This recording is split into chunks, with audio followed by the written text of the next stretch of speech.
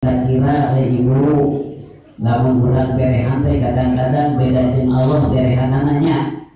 Kadang-kadang lamun dipentas sakali dua kali tilu kali bujang-bujang ku batur atau ku dulur ku putra terus urusan kadang-kadang dadak kaleungin nyaeta sifat berehanan. Kadang-kadang bere mah mere, kadang-kadang sebetulnya lamun dina agama mah nyaeta sifat istiqrot.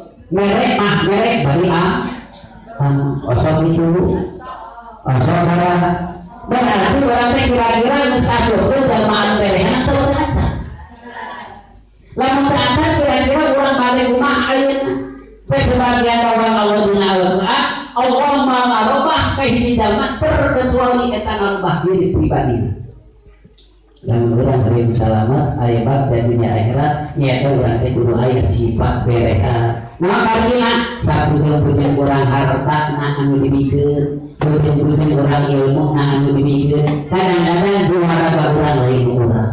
Saling lain dengan tempat anu urang. Saeukur urang angkenan samentawis. Ka urang mah mimipina eueuh. Terus urang aya pasti bakal eueuh.